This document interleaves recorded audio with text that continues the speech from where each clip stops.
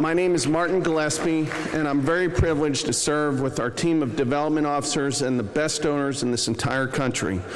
And boy, do we have an awesome lineup for you all today. You know, if you think about it, how many conferences can you attend where on one day you start with the Secretary of State and you end with the Vice President of the United States of America? That's pretty awesome. So I was thinking about why do the really most important people in the world consistently come back to Heritage? You know, is it our physical location on Capitol Hill, which many of you toured yesterday at our open house?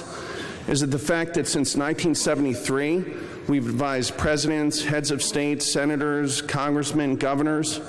That's all important. That's part of our history. But the real reason they're here time after time is because of you. You see, the Heritage Foundation is made up of 503,000 members from around this great country. Stop and think about that for a minute.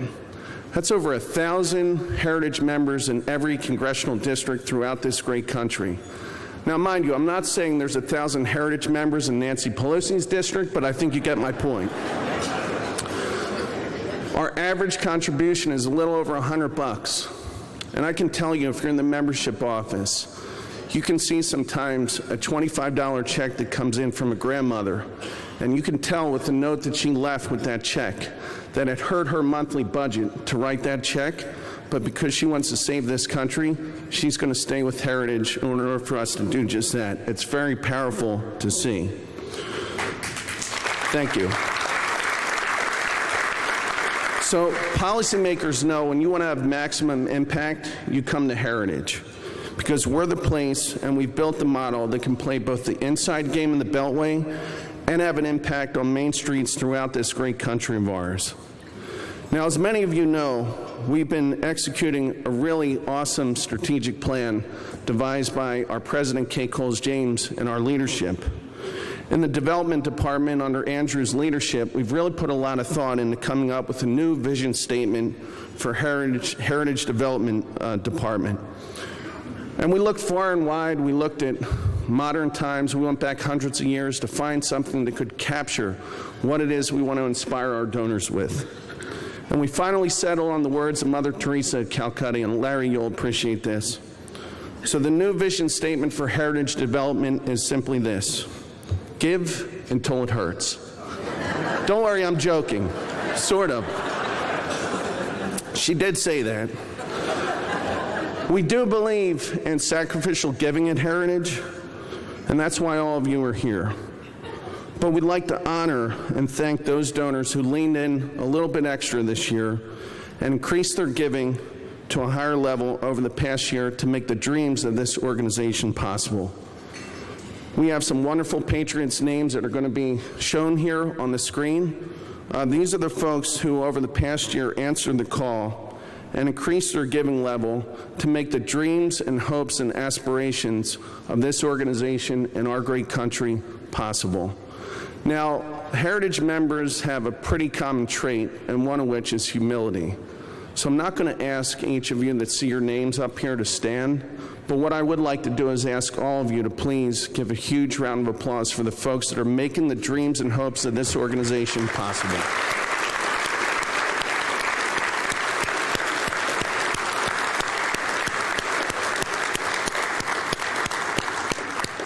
And now I would like to ask our esteemed President, Kay Coles James, to take the stage once again and introduce our speaker for this morning.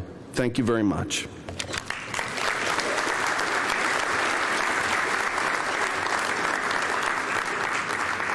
Good morning. Did everyone rest well? It is a great day to be an American. It is a great day to be a member of the Heritage Foundation, and it's a super great day to be a Nats fan. If you're from Washington, you understand, and if you're not, it's just in our blood. So we're excited about the series. Well, it is my pleasure this morning, and I have the privilege of introducing to you not only our Secretary of State, but a friend. a friend to me personally and a friend to this country, and someone that I'm sure you will love, admire, and respect as much as I.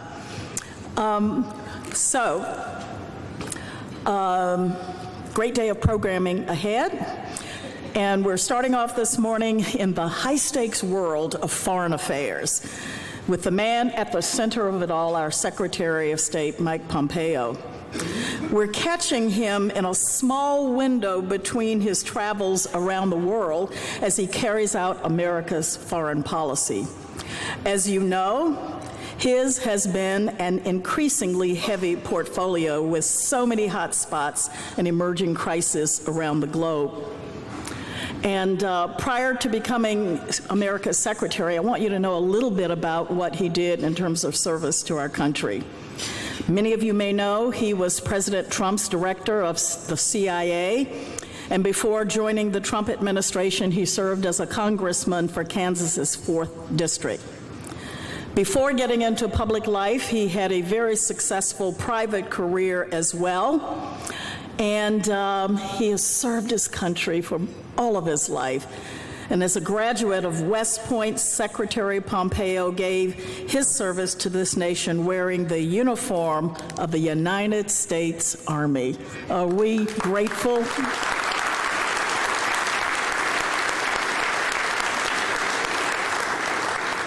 This morning, he's going to talk about some of the major foreign concerns in the world today, and then Heritage's own Executive Vice President Kim Holmes will sit down with an interview right here on the stage with the Secretary.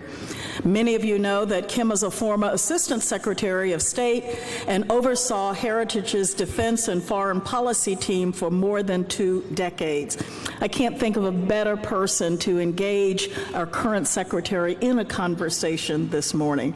And without further ado, ladies and gentlemen, please join me in welcoming my friend and America's Secretary of State, Mike Pompeo. Very, very kind. Thank you so much. Thank you. Thank you, everybody. Thanks. Thank you. Thank you all. Thank you. Well, good morning, everyone. So I've got a prepared speech, and then I got some thoughts, and I'll mix them in this morning. I want to thank Kay and the entire leadership team at Heritage for having me here this morning. We were talking backstage about the gala tonight, and I reminded them that I'd been to the gala a number of times when I was a member of Congress. This is an important institution here in Washington, D.C., delivering on behalf of America, and I value it, and this administration values it, and I know so many leaders all across the United States government value it as well. It's also great to be here. Everybody remembers the Bob Dylan song, Shelter from the Storm. It's good to be with you all. And I know there are a bunch of friends here, too, that people that I've known an awfully long time who are here with us this morning, too. I want to thank you all for supporting this really important institution. Heritage has indeed schooled many generations of free market believers and free societies. I was a trustee on a think tank back in Kansas called the Kansas Public Policy Institute. We would read Heritage reports all the time to try to make sure we were getting it right and trying to get it right for the state of Kansas in the same way you all here are doing that for Washington. The last time I had the privilege to speak in front of a Heritage audience was in May of last year. I'd been the Secretary of State for a number of days. I was already missing the CIA. It was a much quieter, much less public space. Look, we had just pulled out of the Iran nuclear deal. I laid out 12 conditions, including that Iran end its ballistic missile program, release U.S. hostages, stop financing terrorism, radical stuff. Crazy. Stop taking hostages and shooting people in Europe, The Washington Post ran a headline that said, Mike Pompeo gives a silly speech on Iran. The New York Times similarly reported, quote, in a hardline speech, Pompeo criticizes Iran's behavior. That was actually partly true. I was criticizing their behavior. There's much more hardline, and you've seen that. Now, compare that to the headline from the Heritage Org that ran the same day, which says, quote, Pompeo stands up for the Iranian people in a major speech. And in fact, if you go back and look at the remarks, that's what I was attempting to do. And indeed, I say that sets the tone for what I want to talk about today. We were standing up there for the Iranian people. Thank you for getting it right. Thank you for helping me tell the story that sometimes doesn't get told in other places. That was my first speech, my first major speech as the Secretary of State. And as I said, that central idea, that animating principle that we laid out there about doing our best to help the Iranian people be successful, I think has set the stage for the work that I've done what is now in this last year and a half. It also set the stage for the way that we've tried to conduct foreign policy. I've continued to deliver tough messages that recognize a set of basic facts about the way the world is, because we can't achieve good policy unless we recognize the reality of what's going on the ground. It's what Vice President Pence did last week when he and I traveled to Ankara, and I'm sure we'll talk about the situation there when I sit down with Kim. As with Iran, you've probably heard one version of that story, but the story that didn't get told begins with the truth that our administration inherited a mess in Syria.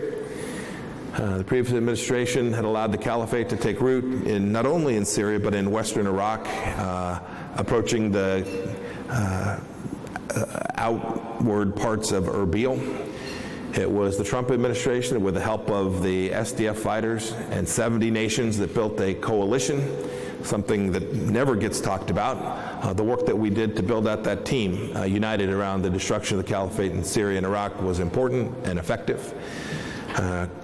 Kurdish forces there, the Arab fighters that were part of the SDF were great warriors. We also are mindful that our NATO ally Turkey has legitimate security concerns there. Indeed, the United States has designated the PKK as terrorists for an awfully long time. We take those concerns seriously. And so we were working, the State Department in the lead, along with our brethren at the Department of Defense, to build out a safe zone in the region, to try to mediate between the two. President Trump warned Turkey not to invade. Sadly, they conducted the incursion. And when President Erdogan went ahead, he sent a diplomatic team to try and avert disaster. You'll see here in just a few hours the 120-hour window will arrive. I'll talk more about the status, but some progress has certainly been made. The truth was that it was not in Turkey's interest as a NATO ally to continue with that incursion. The truth was that our invasion set back our shared fight against ISIS. We think now we're in a better place. The truth was that President Trump was prepared to cause and raise costs for Turkey in the event that they continued their incursion. So the President used America's economic might, our economic power, to avoid a kinetic conflict with a NATO ally. And as President Trump tweeted that very day, there needed to be some tough love in order to get it done.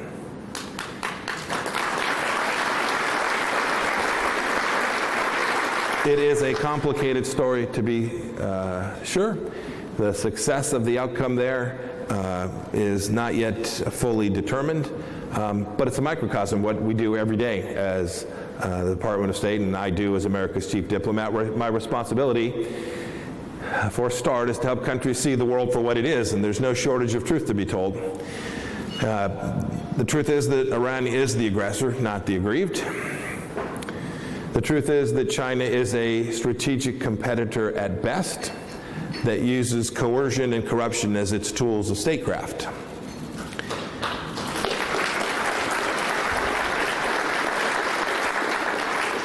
The truth is that we can't rely on failed strategies to convince Chairman Kim to give up his nuclear weapons. There's still much work to be done. And the truth is that we won't achieve peace and reconciliation in Afghanistan without every party at the table. The truth is, too, that restoring democracy in Venezuela is in our hemisphere's interest, and we should expend considerable effort to achieve that.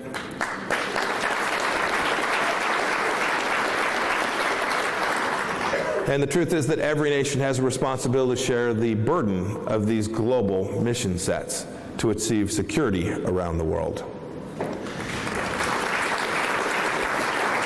I know the Vice President's going to talk about that more tonight, but delivering these messages and many others sometimes isn't fun. I sat in a very cold room in Brussels that was colder after my speech than before it. It certainly hasn't made me popular with the talking heads. You can just Google Pompeo and read all about it. But I must say, as I stand before you today, I'm confident that we're succeeding. And we're awakening the world to these very threats that I just outlined and more too. So today I want to just tell a little bit of the story myself. It begins with showing up, like we did last week in Turkey. I've been to some 55 countries now, and many of which were passed over by my predecessors. I've been to Latin America 6 times, a place, the Western Hemisphere, that had been too long neglected by senior leaders in our government.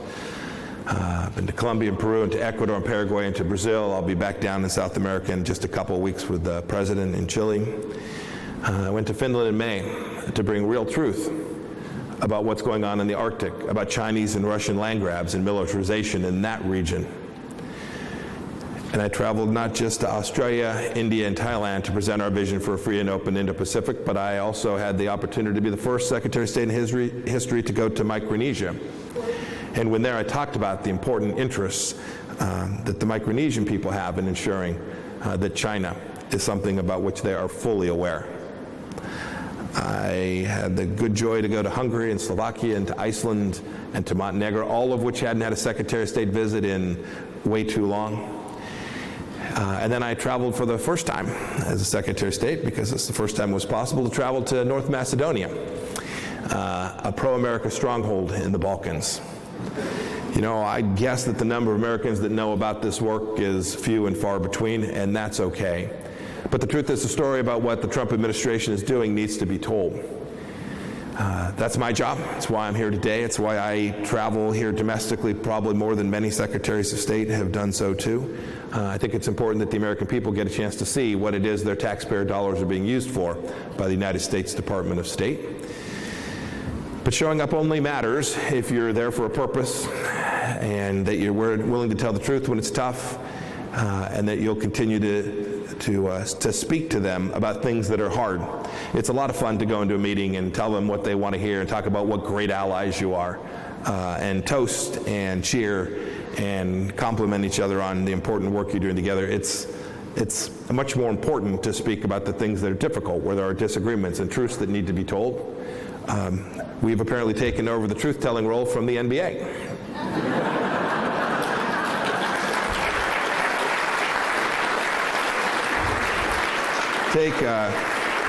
If you go back and look too, I knew when I was 7 years old I was going to be in that league, and it's just too bad.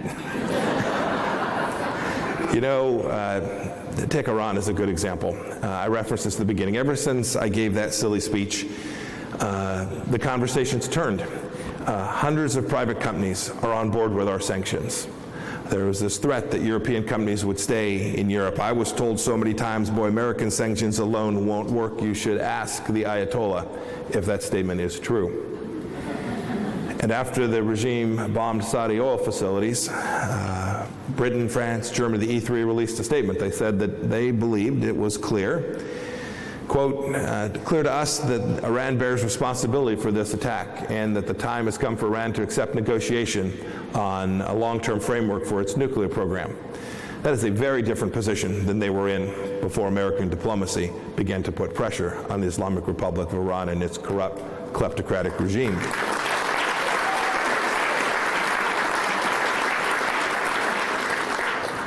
The world is learning, too, that Iran responds to strength, not supplication. Iran is only one chapter 2 in the story. Look at the way President Trump has changed the global conversation on China. Or consider the numerous instances of American principles returning to multilateral bodies, thanks in large to bold strategies of this administration. We put together an enormous coalition. I'm incredibly proud of the Foreign Service officers of the State Department. They put together a coalition, I'll call it the Lima Group, dedicating themselves to restoring democracy to Venezuela. 50-plus countries now recognize Juan Guaido as the duly elected leader of the Venezuelan people.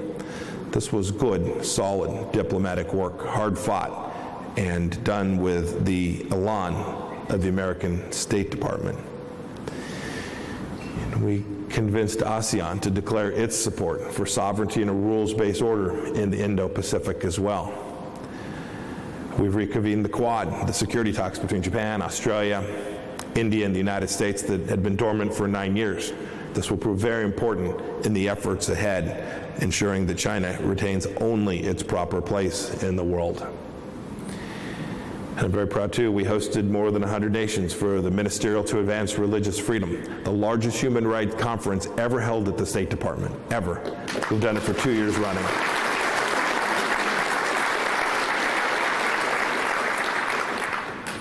It's underreported. If you Google the Trump administration and human rights, you are unlikely to see MSNBC report on this amazing work that brought leaders from all faiths to Washington, D.C. to talk about the critical nature of the fact that this freedom we have in the United States of America is powerful and important and sets the trajectory for nations all across the world.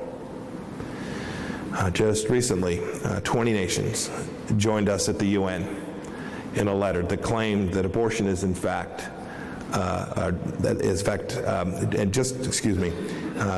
rejecting the claim that abortion is a human right. This is not to say it has been without cost, that we've awakened every sleeping mind or snuffed out every fake news story, far from it. And based on the news coverage that when I talk to folks back in Kansas where our friends are, our family is, our churches, when I talk to them, I don't fault them. Sometimes they don't have the story right.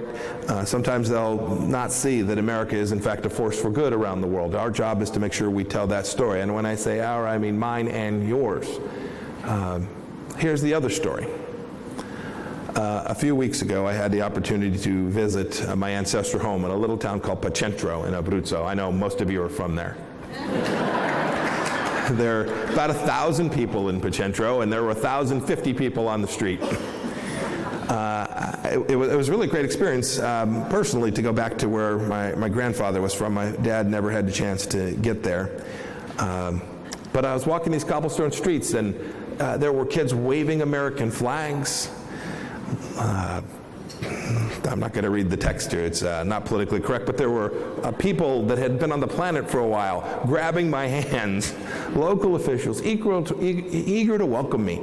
They wanted America to be present and to help them, and they knew we were a force for good. This was incredibly representative of what I see every day as I travel the world. All around the world, people are happy to see the American Secretary of State. They want to know that America is there. They want us to forcefully advocate for the things they know that they believe in or know that they ought to, and their government ought to believe in. And I believe firmly that because we're doing this hard work of diplomacy, many of our friends and partners are beginning to see the world with new eyes. For now, that's the story. I'm confident that our record backs it up and that history will reflect that as well. I wish you all the best of luck. Thank you all for being here with me today, and I look forward to taking some questions. May God bless Heritage, and God bless the United States of America.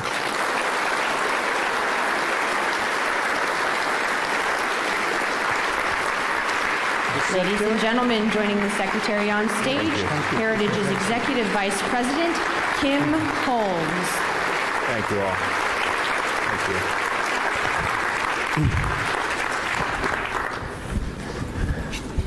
Good morning, Mr. Secretary. Good morning. Good morning to all of you. It's really a pleasure and honor to have all of you here this morning. It's an honor to have you as well, Mr. Secretary. We follow what you do very closely. We're very proud to have you here this morning. And we only have a very little bit of time, and I want to use it as wisely and as efficiently as I can, so I'm going to launch into a couple of questions. That sounds great. Thank you. I appreciate that. I'll try and be efficient as well. Yeah, good. And the first is that I have spent the last couple of years, as I mentioned to you in passing just a minute ago, traveling to Europe on a speaking tour, explaining to Europeans mostly what the Trump administration is doing and also where America is heading in the world. And it's the question I most often get: where is America heading in the world? Is this a new era that we're in? Does the Trump administration's foreign policy represent a change from the past? If so, what's new? And how is it adapting to the new conditions and the new era that we are now in? Yeah. So I get this question in Europe too. But you do. And what I remind all the leaders with whom I meet is that the West, for an awfully long time, since 9/11, has spent an awful lot of resources on the counterterrorism fight. It was completely appropriate. We frankly have done this collectively incredibly well. We should be proud of that, and we should not let our foot off the gas or our foot off the radical Islamic terrorist throat. But the challenges, the big challenges the world faces today are different from that, or at least additive to that. And I remind them that a nation unprepared to speak to their people candidly about the risks that their nation faces is a nation that will ultimately succumb to those risks. And America will never let that happen. President Trump will never let that happen. You see it in not only defense budgets, but you see it in all the elements of American power we're bringing to bear.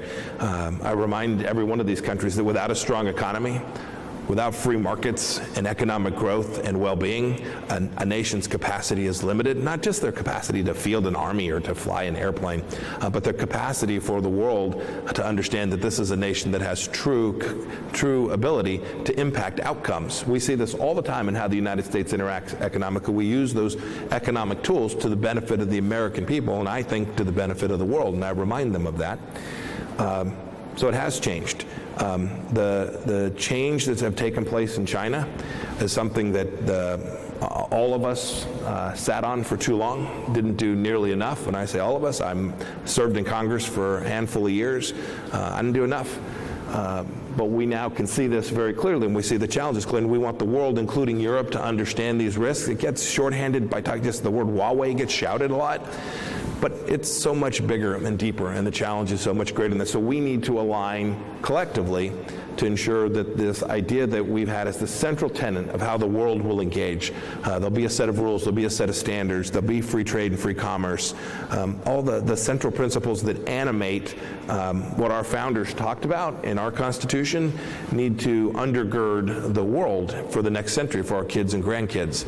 And so in that sense, I think the Trump administration has taken a very realistic view of the world, to call them like we see them, to push back against those threats that are real. We've been restrained too. I talked about this in some remarks I gave at Claremont. We've recognized that we can't be all things everywhere all the time. No nation has the capacity to deliver that. And that means not that you abandon the field, but that you calibrate your resources to effectively address the relative risks. You do this in your business every single day. We do it in our families every single day. We assign resources against problem sets to match the threat. I think that is those two things undergird a set of changes that I think this administration has set in motion, but I am confident that the next administrations will come into office and they'll see these issues the same way because they're right.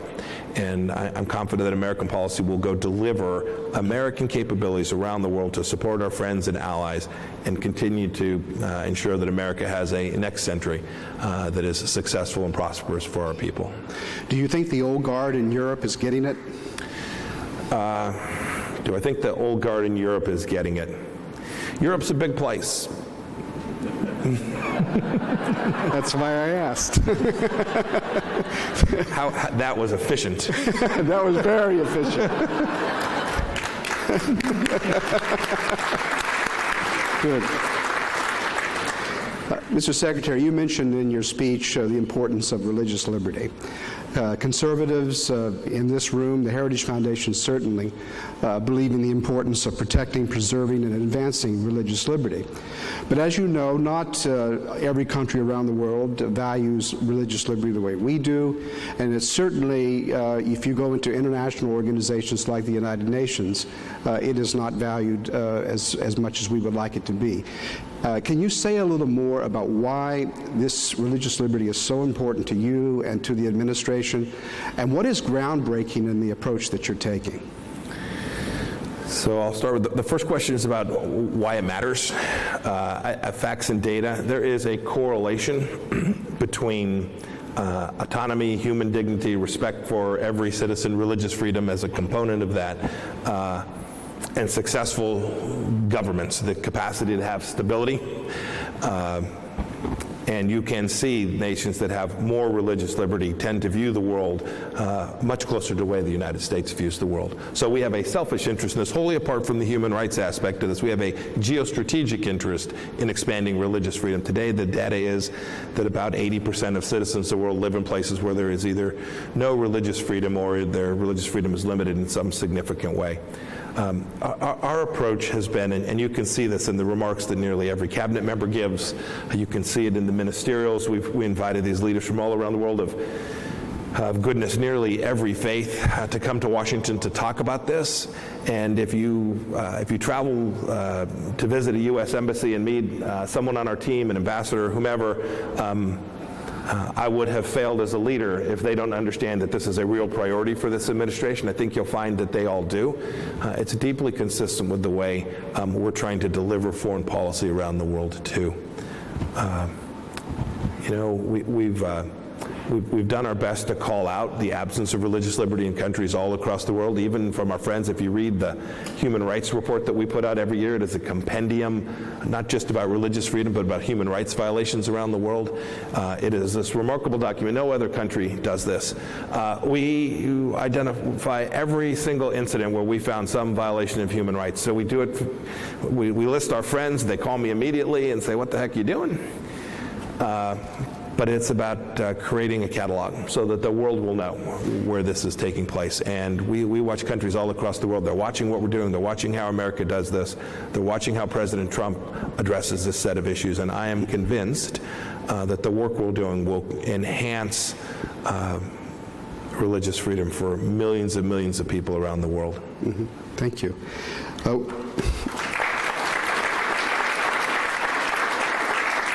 One last question. And I know that in July, the Commission for Unalienable Rights was released. And I know this is a commission and a cause that's very important to you personally. It took some time to get it up and running. Not everybody sees human rights and the tradition of natural law and natural rights that you and I and the founders and many people in this room do. Can you say a few words about why that commission is so important and also what's new about it? So I personally have just had this as something I've cared about for a long time, since I was a young soldier and was studying just war theory and the central ideas about how human beings had an obligation to interact with each other. It also rises. I'm an evangelical Christian, so I see this in my faith life as well. But when I came to the State Department, it became very clear to me, and I had seen this in my time in Congress too. People throw around the world rights an awful lot, and bad actors around the world couch their tragic behavior, their evil behavior in the language of rights. And then I watched the State Department not have clarity with how it spoke about rights. There wasn't a standard for how we were going to think about that as we sent these amazing young Americans out to the field to interact with their counterparts all across the world. I wanted to make sure that they had a grounding in what were these rights, the ones that truly mattered and were real. And so I started thinking about this early in my time. It took me too long to get going, but we're in a good place now. We'll kick it off tomorrow with our first public hearing. And we'll invite people. There'll be those who just think we're all wet. So be it. We'll have a good, candid discussion. But the idea is to take and reground the rights that we talk about in the traditions of America, what was in our Declaration of Independence and our Constitution, and to take another look at them. We all know about the Human Rights Declaration back from 1948. State Department was very involved in that. We want to go lay down with clarity not only what these human rights are, these fundamental rights are, but from what it is they are derived, how we got there, because we think that's very important to understand as well. We'll put out a document that I think will be a true marker for the world to talk about human rights in the right way. When you see Venezuela get on the Human Rights Council at the UN, it cries out for a re-examination of these fundamental first principles. And it's not about policy, it's about understanding these first principles in a way that are consistent with the American tradition. And that's the mission set that I've asked the Unalienable Rights Commission to engage in. We brought scholars from across the political spectrum together. They'll think, they'll work, they'll talk, they'll write, and we'll see what comes forward. Mr. Secretary, thank you very much for your time this morning. I understand that you get to go home to Kansas for the first time. How many weeks? It's been too long. Too yes. long. It's been too long. Well, have a safe trip back. Thank you very much for coming this morning. Let's welcome and thank the Secretary of State, Kim. Pompeo. Thank you. Thank you. Thanks, everybody. Thank you all.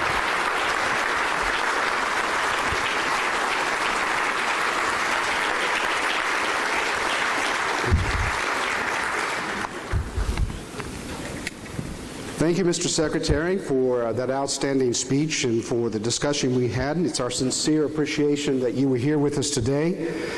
And thank all of you, and thank the Secretary for sticking to the tried and true policies, to use Ronald Reagan